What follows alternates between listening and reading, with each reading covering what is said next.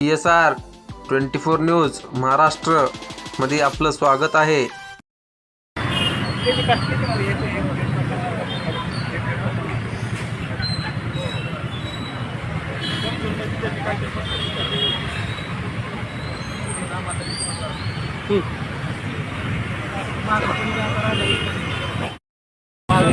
आमची अशी आहे, कनगरा ग्रामस्थ टोटल दलित समाज यांच्या लगत असलेला 171 आणि टोटल माझ्या लहानपणापासून रस्ता आहे, मला कळतंय तसं गावठाणमधील रस्ता आहे। पण शरद हनुमंतराव पाटील यांना असं लक्षात येतं की यांची पाटीलकी अजून गेली नाही। देश स्वतंत्र होऊन एवढा काळ झाल्याच्या नंतर बी दलितावर एवढे अत्याचार आहेत, ह्याच्या लक्षात येत नाही का की बाबा हे गावठाणचं आहे। आणि ह्याच्यात सगळ्यात महत्त्वाचा मुद्दा असा आहे यांचा की यांनी जे काही सिटी सर्वे सुरुवात लागू झाली, सिटी सर्वे आयोग, त्यावेळेस सरपंच होते। त्या सरपंच काळामध्ये हे माझंच आहे असं म्हणून स्थायी समितीच्या नावाखाली त्यांनी ते PR कार्डला नोंद केलेली आहे। बरं, तुम्ही माझंच आहे असं म्हणता, पण तुम्ही PR कार्डसाठी काही तुमच्या वडिलोपार्जीचं डॉक्युमेंट दिलेत का? तुमच्या बापानं खरेदी केलेले काही दिले का? नाही। पण विषय असा आहे की शरद हनुमंतराव पाटील म्हणजे हे काय म्हणतात की माझ्या वडिलाची प्रॉपर्टी आहे। यांच्या लक्षात यायला पाहिजे की वडील त्यांचे 81ला वारतात आणि 83ला कशी काय प्रॉपर्टी घेऊ शकतात? तिथं काळ असा होता पहिला त्या कनगऱ्यामध्ये की आमच्या भीमनगरमध्ये बाया कामाला सांगायच्या तरी सावली पडती दलिताची म्हणून सांगायला येत नव्हते वाड्यात। आणि तुम्ही आता आमच्या शेजारी येऊन जागा घेता का? आमची सावली पडली तर आंघोळ करत होते घरी जाऊन, आणि आता तुम्ही आमच्या वाड्यात भीमनगरला येऊन तिथून राहणार आहेत का?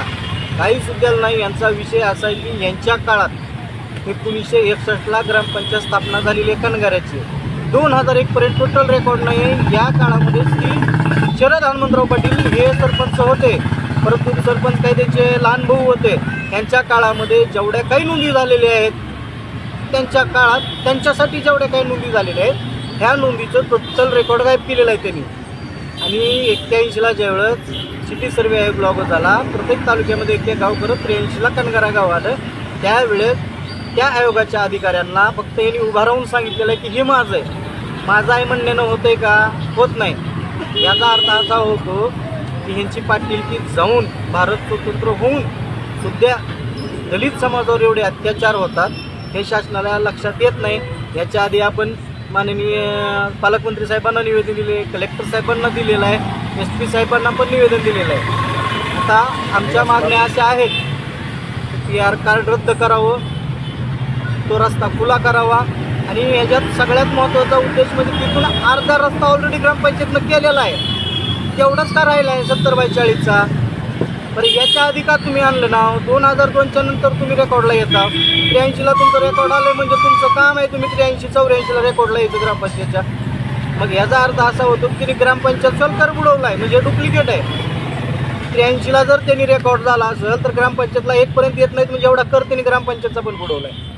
आणि याच्या आधी पण ग्रामपंचायतचा विषय असा झालेला आहे की पारावर मारुती किंवा असं म्हणतात आमच्या कनगऱ्यामध्ये, अंगणवाडीच्या बाजूला मुस्लिम आणि वडर समाजाचे फार मोठे घरं होते। ग्रामपंचायतनं ठराव घेऊन ते घरं काढली। आज ग्रामपंचायत का करत नाही ते ठराव घेऊन? बाबा हे अतिक्रमण का काढत नाही? आणि मी रिपब्लिकन पार्टी ऑफ इंडिया डेमोक्रेटचा जिल्हा प्रमुख या नात्याने यांच्या आंदोलनास माझा जाहीर पाठिंबा आहे जिल्ह्यातून। यांनी जर यांच्या मागण्या पूर्ण नाही केल्या तर आम्ही याच्या पुढं अतितीव्र आंदोलन करू, आणि 15 ऑगस्ट किंवा 14 ऑगस्टला ज्या दिवशी पालकमंत्री आम्हाला भेटतील त्या दिवशी त्यांना घेराव टाकू।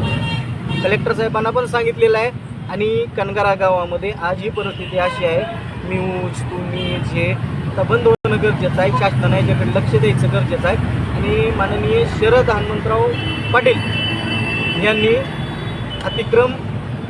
अतिक्रमण केलेलं आहे, ती बी त्यांच्या स्वतःच्या काळात, आणि जोपर्यंत त्यांचा काळ सरपंच पदाचा होता एकही डॉक्युमेंट अवेलेबल नाहीत ग्रामपंचायतला।